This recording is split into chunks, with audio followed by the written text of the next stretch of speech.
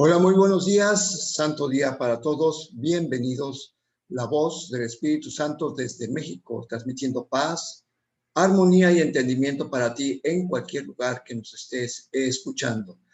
Hackeando tu mente con un curso de milagros. Leti, buenos días. Buenos días. Vámonos con la introducción a esta segunda parte del libro de ejercicios. Hoy nos toca los párrafos 7 y 8. Adelante. Y ahora aguardamos en silencio, sin miedo y seguros de tu llegada. Hemos procurado encontrar el camino siguiendo al guía que tú nos enviaste. Desconocíamos el camino, pero tú no te olvidaste de nosotros. Y sabemos que no te olvidarás de nosotros ahora. Solo pedimos que tus promesas de antaño se cumplan tal como es tu voluntad. Al pedir esto, nuestra voluntad dispone lo mismo que la tuya. El Padre y el Hijo, cuya santa voluntad creó lo que existe, no pueden fracasar en nada. Con esta certeza daremos estos últimos pasos que nos llevan a ti y descansaremos confiadamente en tu amor, el cual jamás defraudará al Hijo que te llama.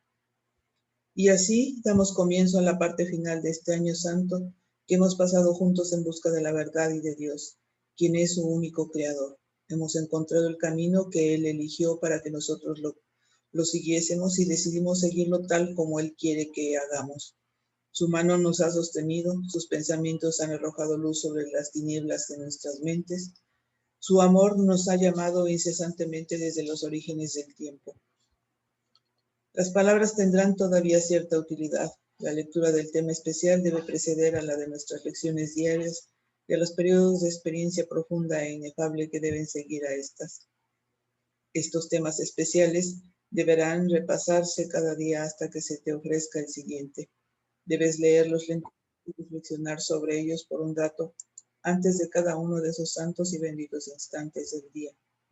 He aquí el noveno de estos temas especiales. ¿Qué es el segundo advenimiento? El segundo advenimiento de Cristo, que es tan seguro como Dios, es simplemente la corrección de todos los errores y el restablecimiento de la cordura. Es parte de la condición que restaura lo que nunca se perdió y restablece lo que es eternamente verdad. Es la invitación que se le hace a la palabra de Dios para que ocupe el lugar de las ilusiones, la señal de que estás dispuesto a dejar que el perdón descanse sobre todas las cosas, sin excepción y sin reservas. La naturaleza totalmente inclusiva del segundo advenimiento de Cristo es lo que le permite envolver al mundo y mantenerte a salvo en su dulce llegada, la cual abarca a toda cosa viviente junto contigo. La liberación a la que el segundo advenimiento da lugar no tiene fin, pues la creación de Dios es ilimitada. La luz del perdón ilumina el camino del segundo advenimiento porque refulge sobre todas las cosas a la vez y cual una sola. Y así por fin se reconoce la unidad. El segundo advenimiento marca el fin de las enseñanzas del Espíritu Santo, allanando así el camino para el juicio final, en el que el aprendizaje termina con un último resumen que se extenderá más allá de sí mismo hasta llegar a Dios. En el segundo advenimiento, todas las mentes se ponen en manos de Cristo para serlas restituidas al Espíritu en el nombre de la verdad, de la verdadera creación y de la voluntad de Dios. El segundo advenimiento es el único acontecimiento en el tiempo que el tiempo mismo no puede afectar, pues a todos los que vinieron a morir aquí aún han de venir, o a aquellos que están aquí ahora, se les libera igualmente de lo que hicieron. En esta igualdad se reinstaura a Cristo como una sola identidad, en la cual los hijos de Dios reconocen que todos ellos son uno solo, y Dios el Padre le sonríe a su Hijo, su única creación y su única dicha. Ruega pues para que el segundo advenimiento tenga lugar pronto, pero no te limites a eso, pues necesita tus ojos, tus oídos, tus manos y tus pies. Necesita tu voz, pero sobre todo necesita tu buena voluntad. Regocijémonos de que podamos hacer la voluntad de Dios y unirnos en su santa luz, pues mirad, el Hijo de Dios es uno solo en nosotros y podemos alcanzar el amor de nuestro Padre a través de él. Bien, pues en este segundo advenimiento volvemos a recordar que nadie queda fuera, que es el restablecimiento de la cordura en nuestras mentes y que pues es un acto, es un hecho que se va a llevar a cabo. Y bueno, pues que precisamente nosotros podemos, es algo que el tiempo no puede limitar. Simplemente ya está listo para que cada uno de nosotros simplemente lo acepte. Así que nos vamos con la lección 309. Hoy no tendré miedo de mirar dentro de mí. Dentro de mí se encuentra la eterna inocencia, pues es la voluntad de Dios que esté allí para siempre. Y yo, su Hijo, cuya voluntad es tan ilimitada como la suya, no puedo disponer que ello sea diferente, pues negar la voluntad de mi Padre es negar la mía propia. Mirar dentro de mí no es sino encontrar mi voluntad tal como Dios la creó y como es. Tengo miedo de mirar dentro de mí porque creo que forjé otra voluntad que, aunque no es verdad, hice que fuese real, mas no tiene efectos. Dentro de mí se encuentra la santidad de Dios. Dentro de mí se encuentra el recuerdo de Él. El paso que he de dar hoy, Padre mío, es lo que me liberará por completo de los vanos sueños del pecado. Tu altar se alza sereno e incólume. Es el santo altar de mi propio ser y allí es donde encuentro mi verdadera identidad. Y bueno, pues, ¿qué nos da la lección del día de hoy? Nos está hablando del segundo advenimiento, pero aquí nos habla de que la verdad ya está dentro de nosotros y que lo único que estamos haciendo es no mirar adentro. ¿Por qué? ¿Por qué no miramos adentro de nosotros? Porque nos encontramos con el pasado, nos encontramos con la culpa, nos encontramos con la indignidad, encontramos con cosas, creemos que si miramos adentro vamos a mirar la oscuridad y precisamente es el engaño que el ego ha hecho en cuanto a la introspección. ¿Por qué? Porque dentro, al momento que nosotros miramos hacia adentro y dejamos de ver la culpa, lo único que podemos encontrar es precisamente nuestra inocencia. ¿Por qué? Porque está allí, allí la puso Dios. Ahí dice que dentro de mí se encuentra la eterna inocencia, pues es la voluntad de Dios que esté allí para siempre. No es algo que apareció en un momento dado porque hice algo, porque dejé de hacer otra cosa, o porque recibí un premio. No, simplemente está ahí por gracia, siempre ha estado. Y nosotros simplemente, ¿qué es lo que estamos haciendo? Viendo hacia afuera. Entonces, ¿qué nos pide esta lección? Es que dedicamos un momento a que veamos dentro de nosotros. Este proceso puede parecer como un tanto difícil. ¿Por qué? Porque realmente nunca hemos visto hacia adentro. Entonces, pero es simplemente decir, cerrar los ojos y estar en paz. Así de simple es esto, porque ahí debe estar la afirmación, aquí está la afirmación. No hemos volteado dentro de nosotros porque tenemos miedo de encontrar culpabilidad. Y no vamos a encontrar culpabilidad, precisamente porque tememos encontrar eso, es que no volteamos hacia adentro. Pero aquí está, que en lugar de culpabilidad está la eterna inocencia. Entonces, hay una cosa aquí muy importante, que nuestra voluntad, que es tan ilimitada como la de nuestro Padre, aún así nuestra voluntad no puede disponer que ello sea diferente. ¿Por qué? Porque es la misma. No podemos encontrar culpabilidad porque Dios no puso culpabilidad en nosotros, sino puso la inocencia. Y es que durante mucho tiempo hemos creído que somos culpables y de hecho, pues desgraciadamente las religiones lo único que hacen es fomentar la culpabilidad de las personas.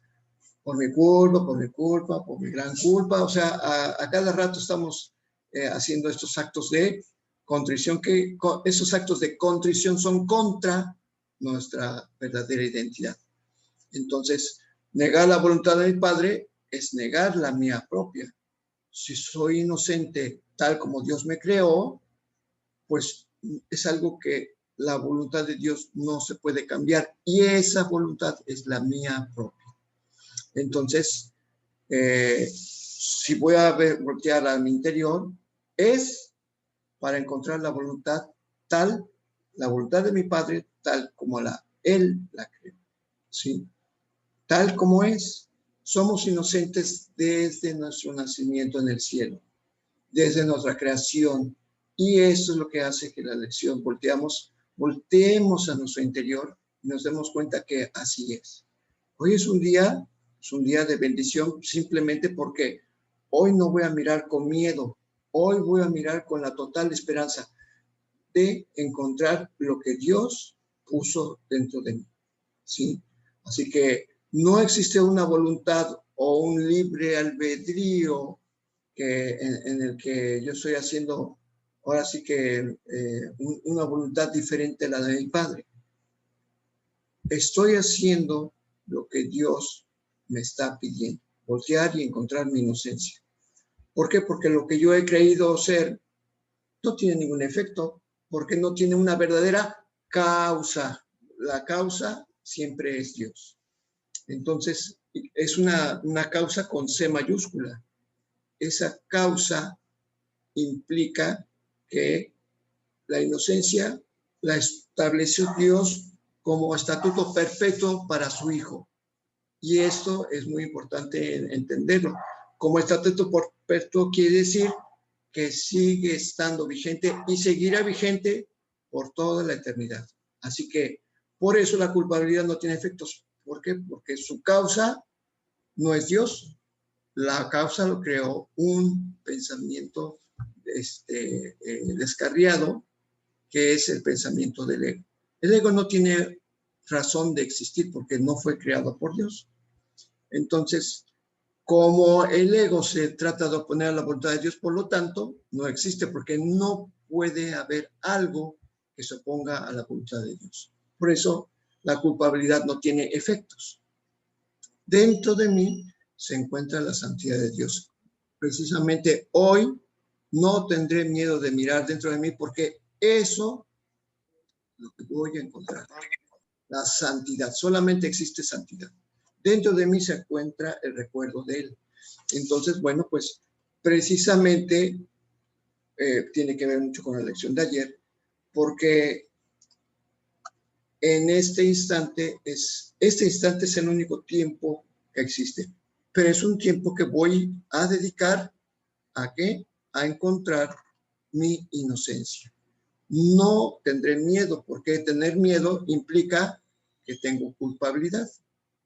Entonces, ¿por qué habría de encontrar una condena que Dios nunca escribió? Y eso es lo que el curso de milagros nos está enseñando. Dios siempre ha dicho que eres santo, tan santo e inocente como Él mismo. ¿Por qué habríamos de encontrar algo diferente a eso en nuestro interior?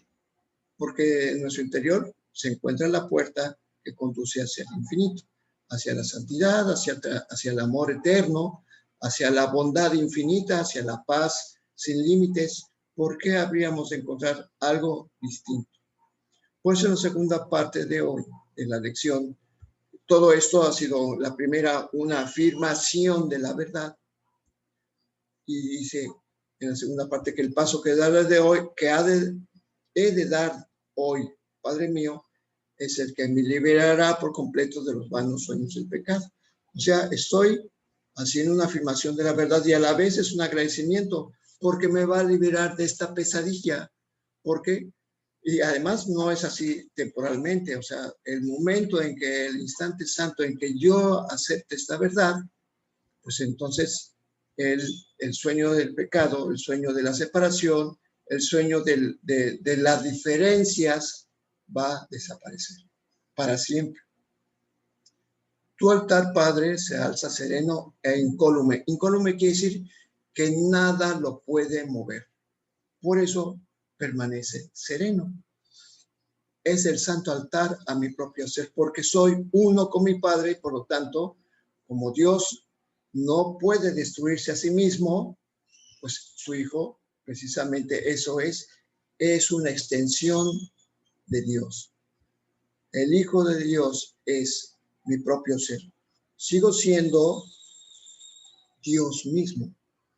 porque siendo extensión de su ser y no habiendo ninguna diferencia y solamente existe la unidad, pues precisamente el santo altar que está en mi interior es un recordatorio precisamente de esa unidad. Ahí es donde encuentro mi verdadera identidad. Entonces, pues, no tengamos miedo de mirar dentro de nosotros porque la culpabilidad no existe. Bueno, nada más quiero retomar de la primera parte esta frase que dice, tengo miedo de mirar dentro de mí porque creo que forjé otra voluntad, que aunque no es verdad, hice que fuera real. Y efectivamente todo el mundo tenemos miedo de hacer esas introspecciones, pero no tanto porque la religión nos haya enseñado la culpa, sino esto lo ha enseñado el ego. Sí. Si cualquiera que hagamos una introspección, vamos a ver lo que hemos hecho en el pasado, lo que nosotros hemos hecho, lo que nosotros nos hemos impuesto y lo que nosotros hemos repudiado de nosotros mismos. Y eso da miedo porque hemos hecho muchas cosas de las que estamos en contra, vamos. O sea, nosotros mismos hemos, ¿cómo se dice? Irrumpido nuestra lista de preceptos. Nosotros mismos. Y la hemos, pues, ¿cómo se dice? La hemos falseado, no sé, no lo hemos hecho conforme nuestra lista.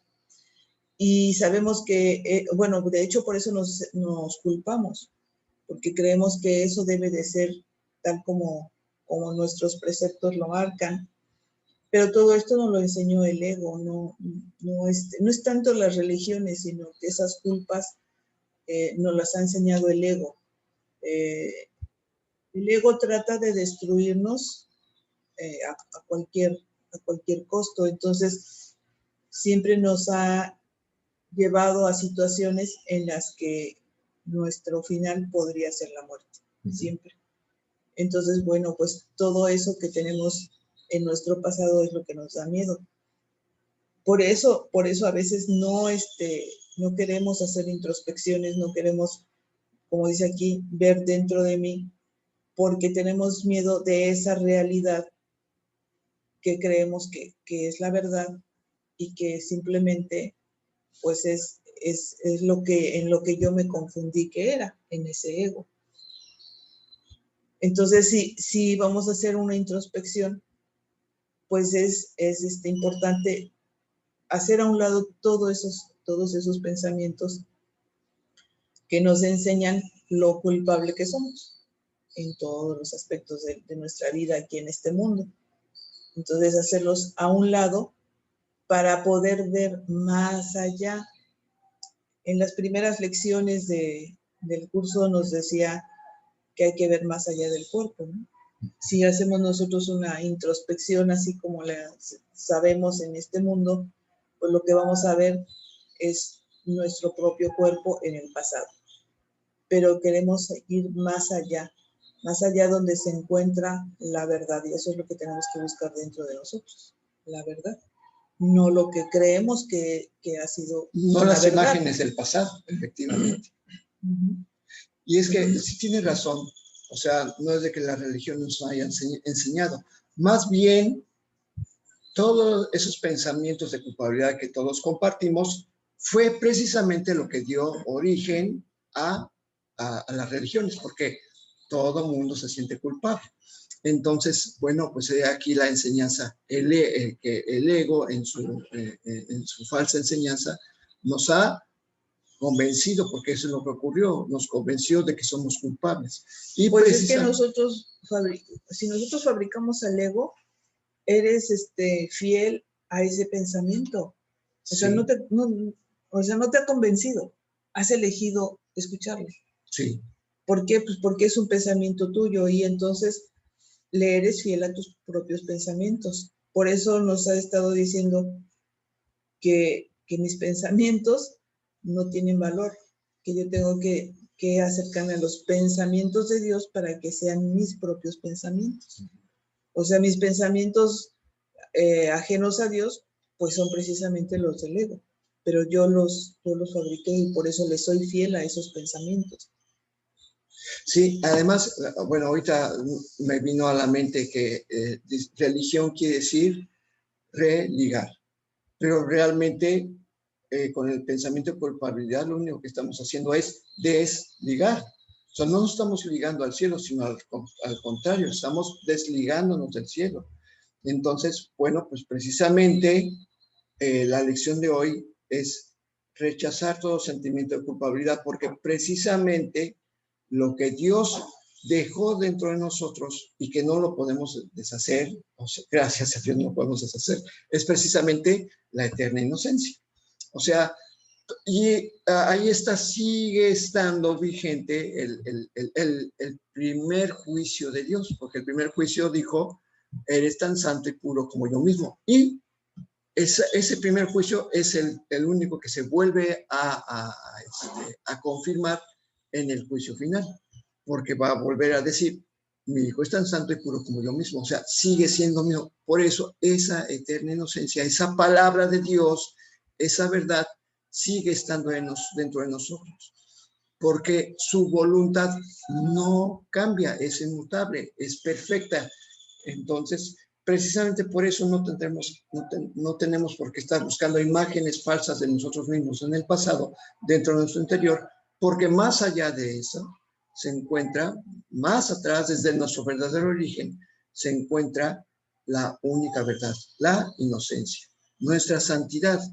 Entonces, por eso ese es el paso que he de dar hoy, porque es lo que me libera por completo de estas vanas imaginaciones en las que me siento culpable, y que porque existe una culpa, entonces tengo enfermedades, tengo miedo, tengo dolor, sufro de carencias, ¿sí? De abandono, de soledad.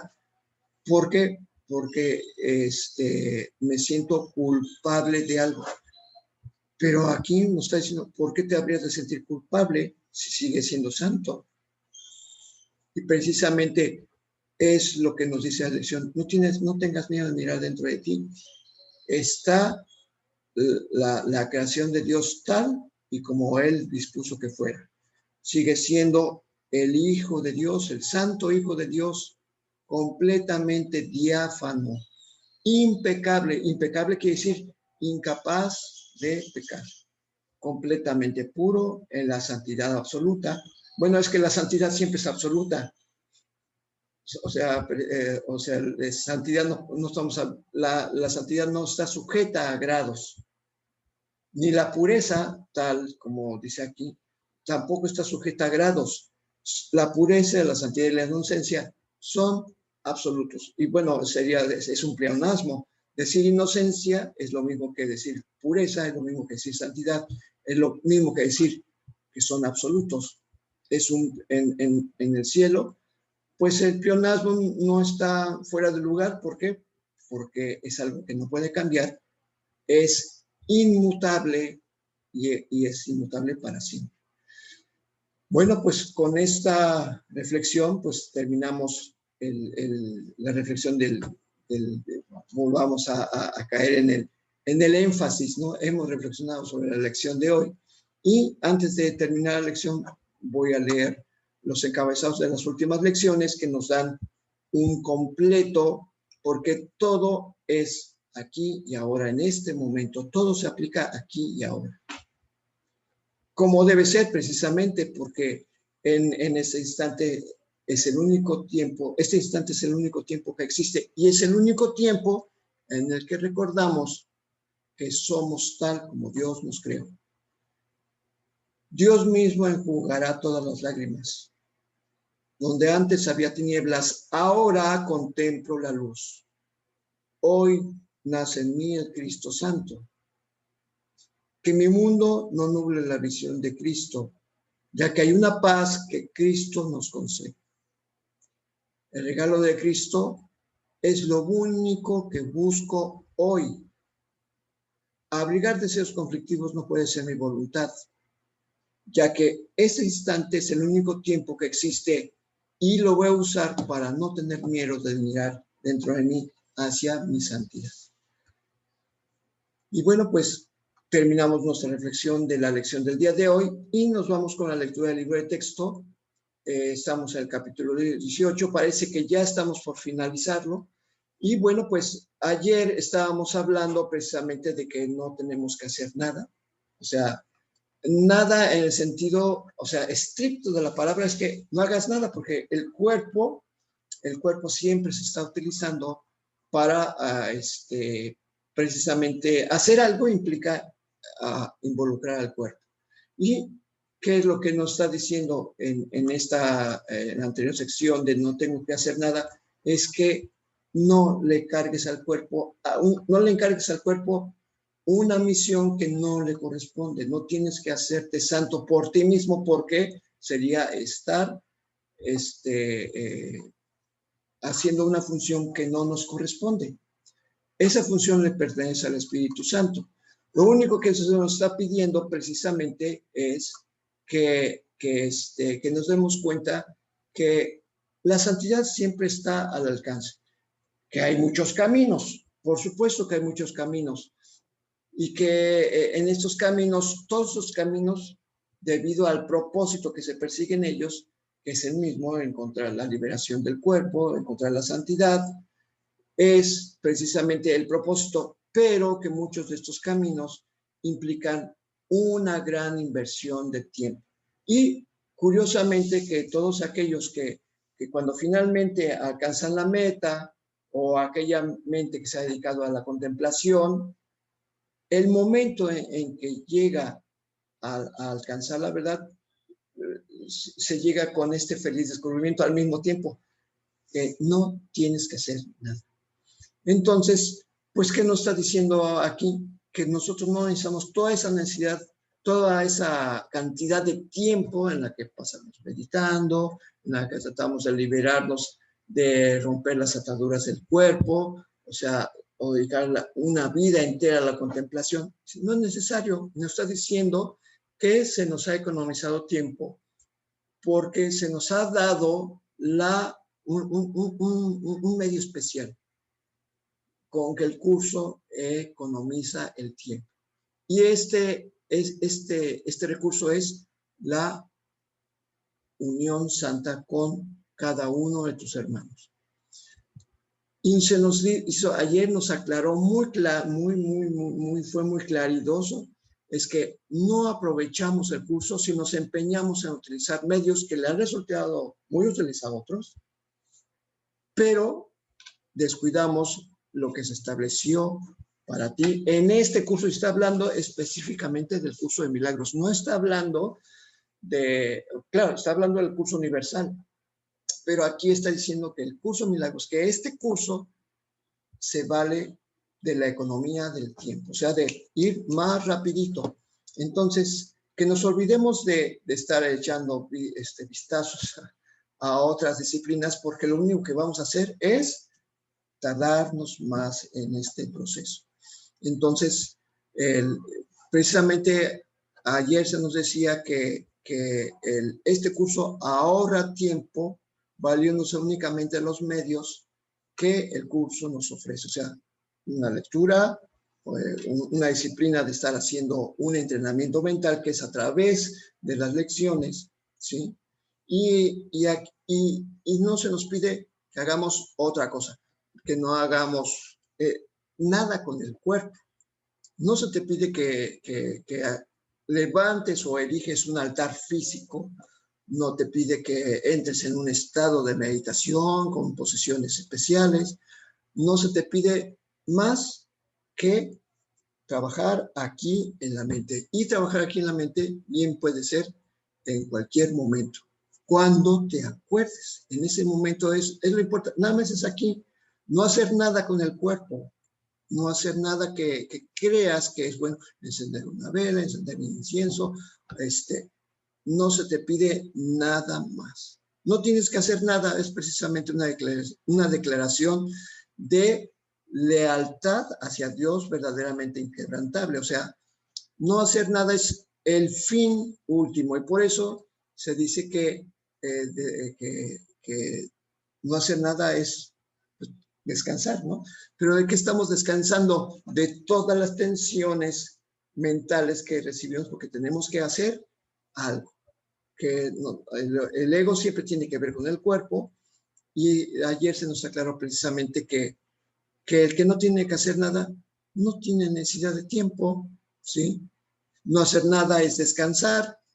Y en esto, descansar mentalmente. O sea, llegar a ese estado de reposo, en este punto donde siempre es el centro de la tormenta.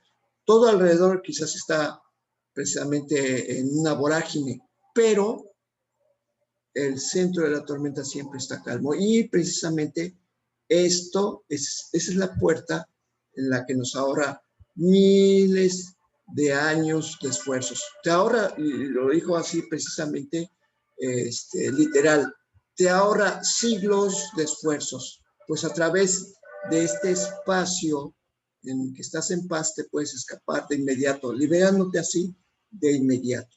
Entonces, bueno, este lugar de reposo es precisamente al que tenemos que llegar para economizar tiempo. No tenemos que hacer nada. Y precisamente este centro de reposo es lo que la sección de hoy, la octava, lo llama el pequeño jardín. Es precisamente este centro de reposo al que tenemos que llegar. Y bueno, pues empezamos con la lectura. Adelante, Betty. Estar consciente del cuerpo es lo único que hace que el amor parezca limitado, pues el cuerpo es un límite que se le pone al amor. La creencia en un amor limitado fue lo que dio origen al cuerpo, que fue concebido para limitar lo ilimitado. No creas que esto es algo meramente alegórico, pues el cuerpo fue concebido para limitarte a ti. ¿Cómo podrías tú, que te ves a ti mismo dentro de un cuerpo, saber que eres una idea? Identificas todo lo que reconoces con cosas externas, con algo externo a ello mismo. Ni siquiera puedes pensar en Dios sin imaginártelo en un cuerpo o en alguna forma que creas reconocer. Híjoles, aquí definitivamente es algo que yo está tocando un tema muy importante, porque sí es cierto.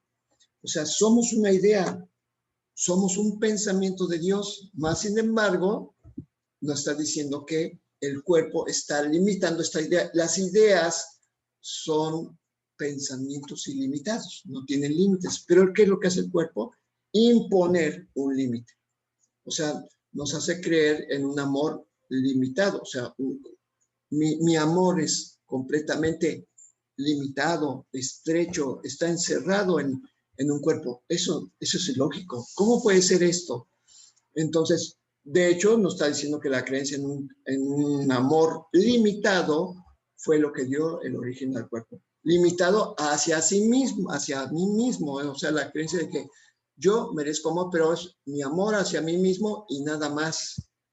Precisamente por eso tengo orillas, tengo un límite bien definido. ¿Por qué?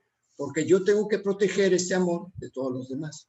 Entonces, por eso el cuerpo fue concebido para limitar lo ilimitado, para que no te des cuenta que eres amor con mayúsculas, amor ilimitado, y que es precisamente para compartirlo. Ciertamente, no creas que esto suena, o sea, alegórico quiere decir un concepto meramente poético, muy alegórico, muy así, adornado. No, no tiene nada que ver aquí el lenguaje. Suena muy bonito, ¿sí? La creencia en un amor limitado fue lo que dio origen al cuerpo, que fue concebido para limitar lo ilimitado. Suena muy bonito, pero no tiene nada que ver con la belleza de las palabras. Está hablando con la verdad, porque ciertamente el cuerpo fue concebido para para limitarnos a cada uno de nosotros. Así que aquí hay una cosa que dice, ¿cómo podrías tú, que te ves a ti mismo en tu cuerpo, saber que eres una idea? Y ciertamente dice que nos identificamos con cosas externas, no con las cuestiones interiores, donde radica lo que no tiene límites. Por eso la lección de hoy dice, no temas mirar a tu interior, porque te vas a encontrar con que eres un pensamiento de Dios ilimitado, santo y puro. Precisamente, y además hay otra cosa, yo me encuentro con este problema continuamente, porque dice, ni siquiera puedes pensar en Dios sin imaginártelo en un cuerpo. Y cada vez que trato de hacer una imagen para ilustrar, una portada para ilustrar la lección del día de hoy, siempre me encuentro con ese problema, porque tratar de hablar de Dios con ideas de este mundo es muy difícil. Siempre me lleva mucho tiempo hacer las portadas porque trato de encontrar un simbolismo. Entonces, ciertamente, ¿por qué? Porque, o sea, no me puedo imaginar a Dios en un cuerpo. Y todo lo que tiene que hablar del Hijo de Dios, pues es exactamente lo mismo. O sea, no nos podemos imaginar, y dice, esa es la verdad, no nos podemos imaginar a Dios sin un cuerpo. Siempre le tenemos que dar una imagen, ¿no? Eso es precisamente lo alegórico, esa es la alegoría, el tratar de personificar algo que no es personificable. O sea, tratar de ponerle una forma a algo que no tiene forma, eso es la alegoría. Eso es un simbolismo. No podemos dejar de ver porque estamos acostumbrados mucho sobre todo hay gente que tiene más esa costumbre de lo visual, de hacerse imágenes, porque así lo entiende mejor, porque así le transmite más, y entonces buscar imágenes a lo que no tiene imagen, ¿no? Entonces, pues esa es la alegoría, básicamente, el querer poner imágenes a lo que no tiene. Y bueno, finalmente, pues claro que nos hemos hecho imágenes de Dios, ¿no? Todos nos hemos hecho imágenes de Dios por las enseñanzas que hemos tenido, y en cada disciplina pues tiene una imagen diferente, ¿no? Sí. Entonces, pero eso es básicamente la alegoría, el querer hacer una imagen de lo que no tiene imagen, de lo que no hay imagen, no puede ser. Y bueno, por eso te encuentras en ese problema, ¿no? Cada vez que vas a hacer una portada, ¿cómo lo transmites, ¿no? Exactamente. Entonces, hay veces que digo, híjole, se me hace que hoy no voy a poner portada y pongo el cielo. Y aún así, sigue siendo una alegoría, porque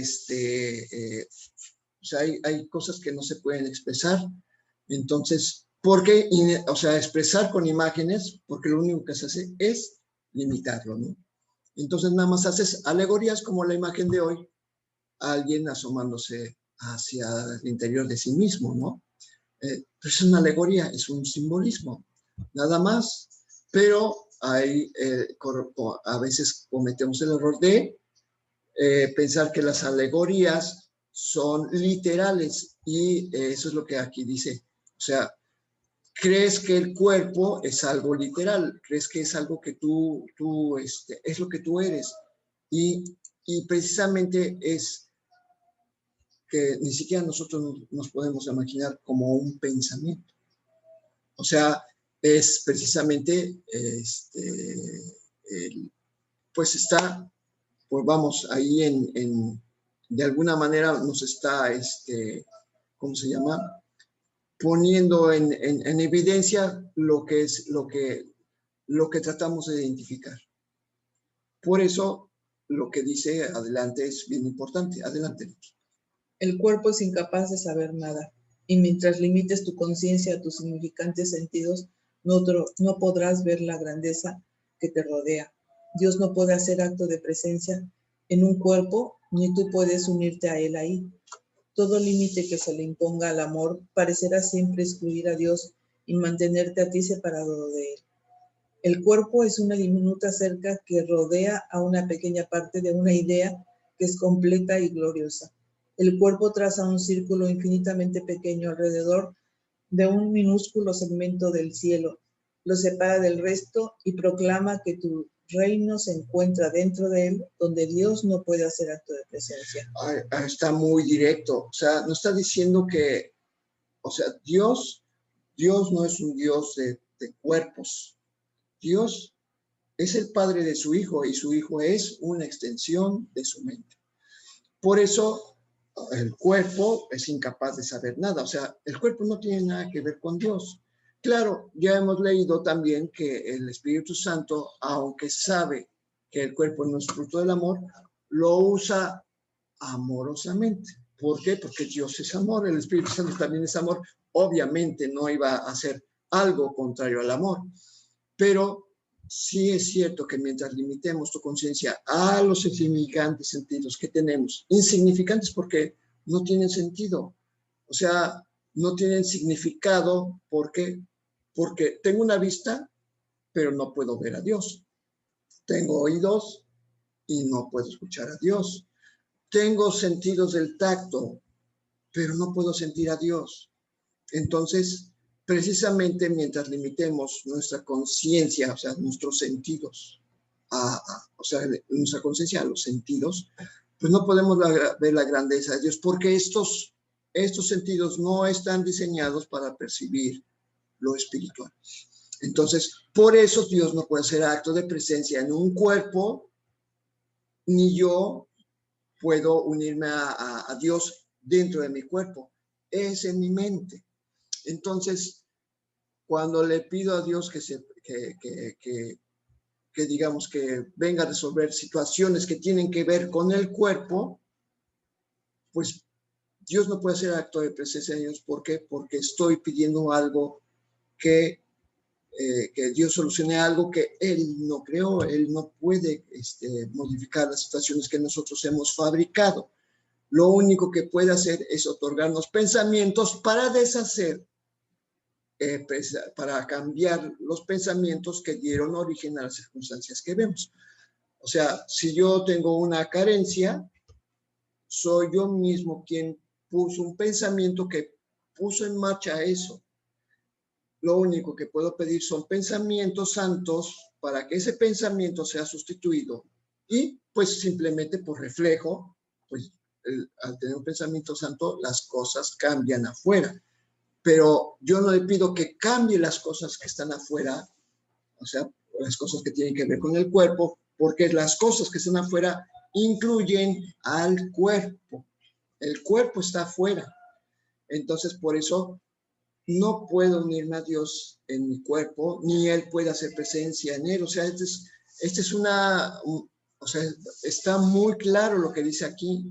¿Por qué? Porque el cuerpo es un límite que se le impone al amor. Entonces, pues mientras siga yo pensando en cuerpo, en las necesidades del cuerpo, pues ¿qué es lo que estoy haciendo? Rechazando al amor, porque le estoy imponiendo un límite. No pasas de aquí. Entonces, ¿qué es lo que dice aquí? Y nos lo está explicando de una manera muy clara, que el cuerpo pues, es una diminuta cerca que rodea una pequeña parte de una idea que es completa y gloriosa. Y uno dice, ¿y cómo es posible que puedes limitar el pensamiento de Dios? Porque esta idea gloriosa no es más que el pensamiento de Dios. ¿Cómo es que el cuerpo puede trazar un círculo infinitamente pequeño alrededor de un minúsculo segmento del cielo y hacer que se separa del cielo? Y ahí, este pequeño infinitesimal, ahora sí que infinitesimal, chiquitititito círculo, es el reino donde Dios no puede hacer acto de presencia. O sea, es algo que nos pone a pensar que hay algo en nuestra mente que está realmente distorsionado, porque eso es lo que es el cuerpo. Eso es lo que es el cuerpo.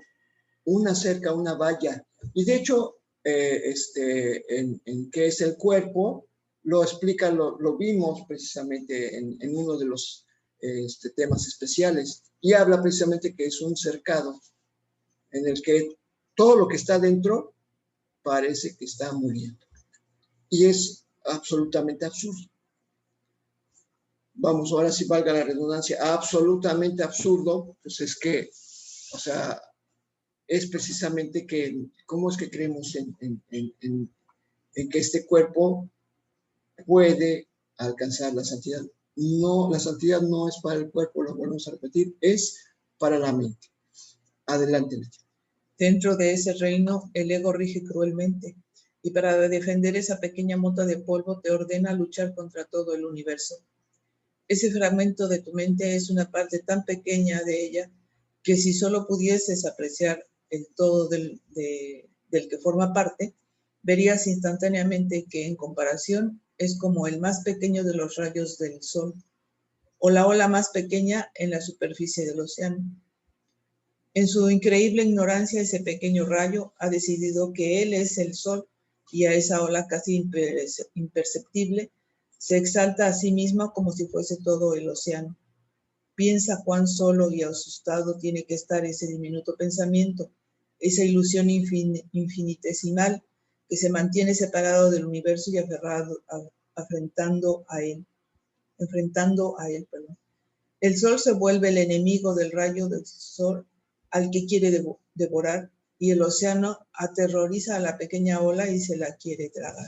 Ojalá, es que, o sea, me parece genial la manera en que expresa, o sea, lo que es la conciencia. ¿Por qué? Porque precisamente la conciencia no es más que comparativamente, por eso lo dicen que en comparación, es como el más pequeño de los rayos del sol.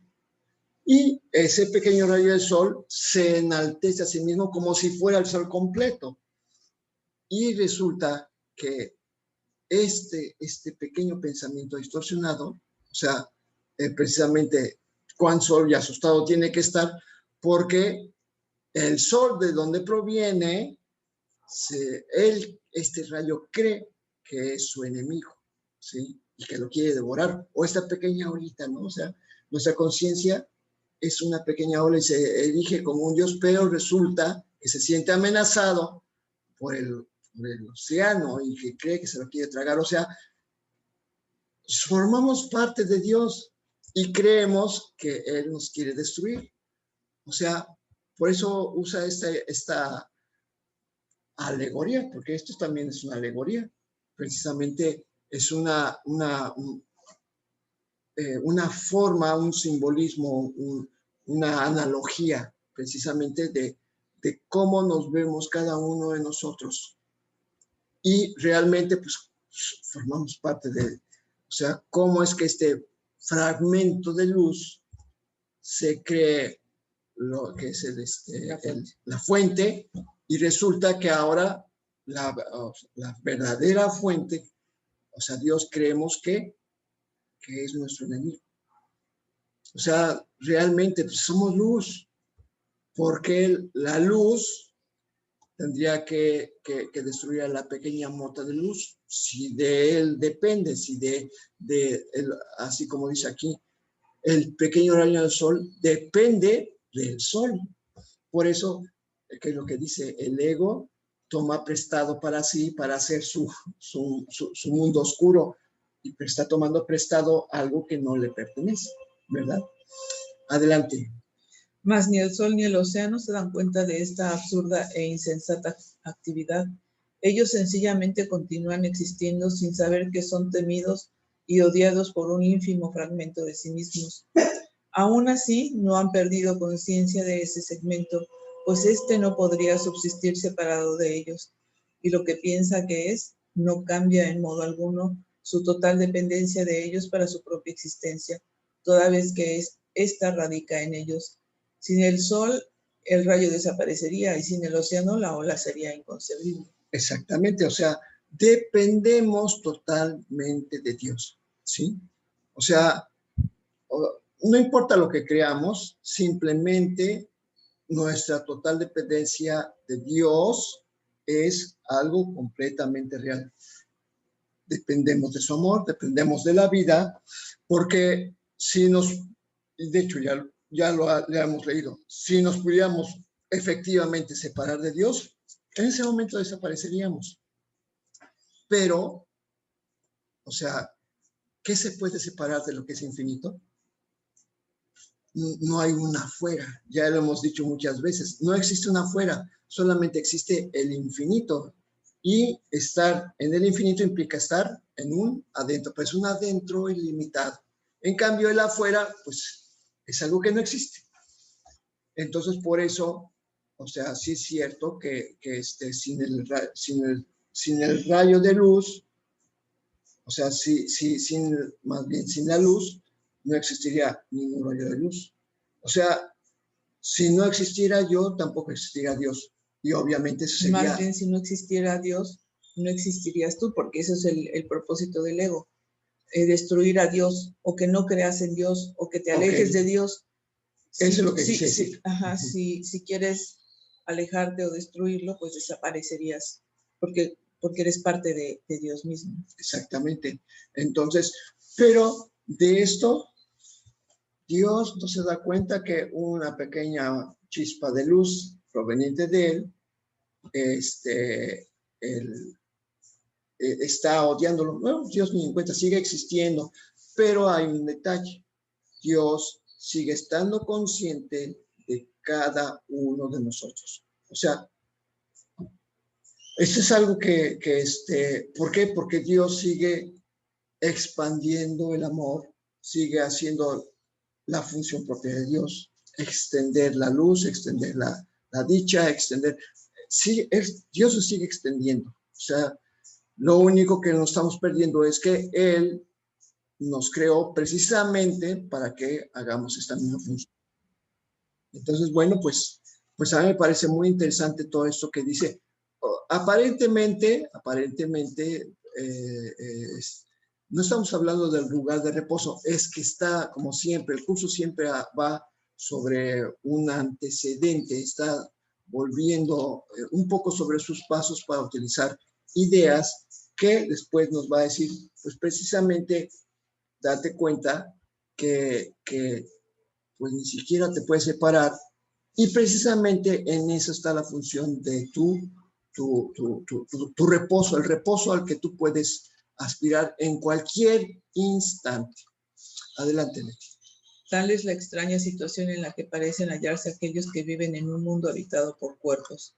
Cada cuerpo parece ser el albergue de una mente separada, de un pensamiento desconectado del resto, pero vive solo y que de ningún modo está unido al pensamiento mediante el cual fue creado. Cada diminuto fragmento parece ser autónomo y necesitar a otros para algunas cosas, pero sin ser en modo alguno completamente dependiente para todo de su único creador, ya que necesita la totalidad para poder tener algún significado, pues por sí solo no significa nada, ni tampoco puede tener una vida aparte e independiente. Pues ahí está, o sea, ciertamente, como dice aquí, es una extraña situación. O sea, como que todos somos independientes y de vez en cuando parece que necesitamos a alguno para una alianza, ¿no? Pero nunca para compartir. Precisamente que dice aquí que cada cuerpo parece ser el albergue de una mente separada. Una mente separada nunca comparte, ¿sí? Es un pensamiento desconectado del resto. O sea, ¿qué es lo que parece ser? Que del pensamiento del que fuimos creados, o sea, el pensamiento santo, o sea, el pensamiento de Dios, o sea, hay múltiples rejas, múltiples vallados, separando uno de otros, tratando de mostrar que cada uno es diferente y que cada uno es autónomo y que de vez en cuando necesita otros para algunas cosas, o sea, pero nunca para compartir, o sea, siempre para solicitar. Y ese es el detalle que precisamente Dios, en la creación, Dios se compartió completamente con su Hijo. ¿Y qué es lo que hace el ego? Pues hacer todo lo contrario.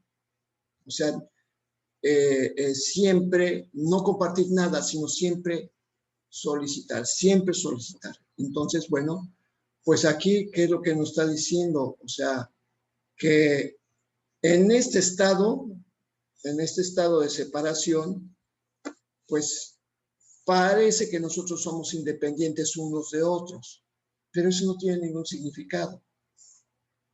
¿Por qué? Porque no tiene sentido tener una vida aparte e independiente. No tiene ningún significado.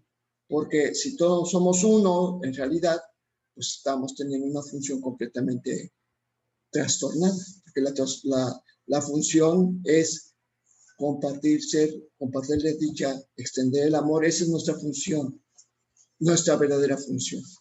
Adelante.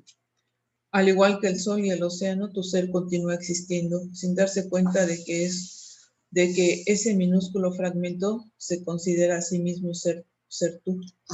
Es que aquí bien importante. Al igual que el sol y el océano, tu ser con mayúscula continúa existiendo. O sea, tu ser es el ser de Dios. O sea, por eso está escrito con mayúscula.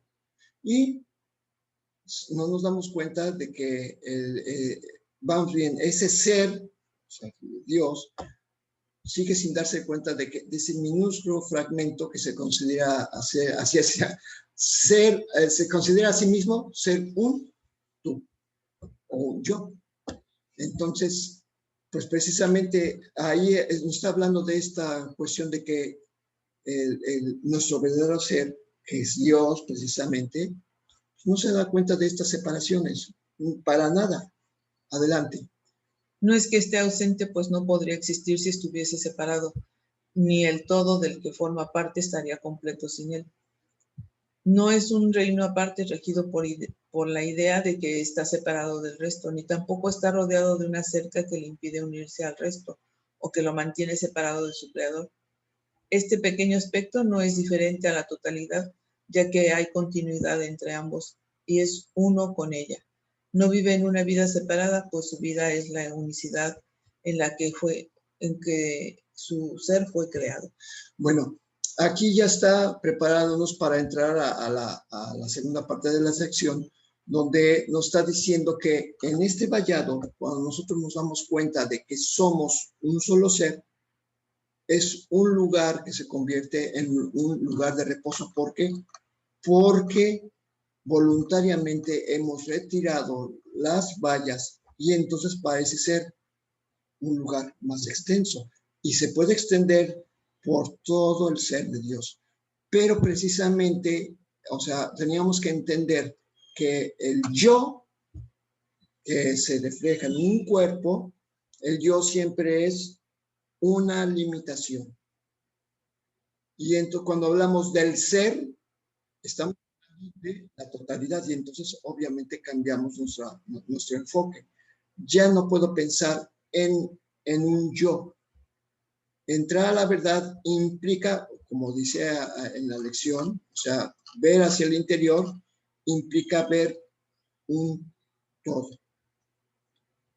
Ya no tengo que ver un yo al que tengo que proteger, sino quiero ver al ser que no tiene límites, que está dentro de mí y que a través de él puedo dar descanso a todos los demás. Pero por eso tengo que encontrar este pequeño lugar, donde se encuentra vamos a decir, mi inocencia, pero que es eterna. ¿Por qué? Porque lo que tengo que buscar precisamente es el remanso de paz, a través del cual me voy a extender y va a dejar de ver estas limitaciones de cuerpos, de mentes separadas, en la que por eso se nos está diciendo, vamos a entrar al pequeño jardín. Es un pequeño jardín, empieza con un pequeño jardín en el que las fronteras se van a ir deshaciendo una a una, poco a poco, sin hacer nada. Simplemente tenemos que estar conscientes, o sea, tratar de abarcar esto en nuestra mente. Y eso no quiere decir que nosotros estemos actuando por nuestra cuenta, simplemente estamos tratando de entender lo que es la santidad. Y bueno, pues con esto llegamos al final de nuestra transmisión.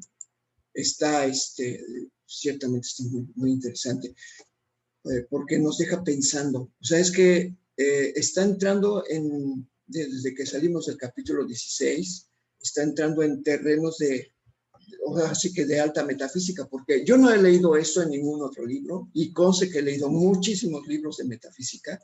Nadie ha explorado este punto. O sea, los puntos que hemos visto, o sea, nadie los toca.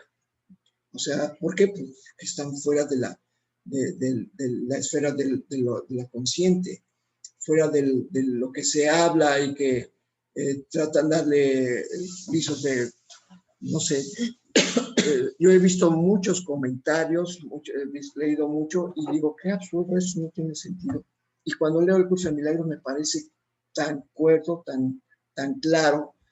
Entonces, bueno, pues estamos llegando al final. No sé si por ahí habrá algunos angelitos dispuestos para despedir el programa. Hola, claro que sí. Un segundito. Y como yo, te llama alguien. Ya escuchen, a ver, escuchen. Vamos a despedir, ¿vale? Vamos. Ven. Dios en tu mente, Dios en mi mente, Dios en toda mente, eternamente. Adiós. Adiós, hasta Hasta mañana. Lindo día, bye. Igualmente. Bye, hasta mañana. Bye. Hasta mañana. Oye, estos niños van a crecer, Mande. esos niños van a crecer santos. Ay, espero. Espero. No, debe de ser. Me gusta mucho practicar el curso de milagros y sobre todo entenderlo porque ellos son grandes maestros y también me ayudan el curso de milagros me ayuda a darle herramientas a mis hijos para vivir sin tanto drama y sin tantos, pues tantos pretextos, ¿no? Exactamente, así es. Gracias, Rosita.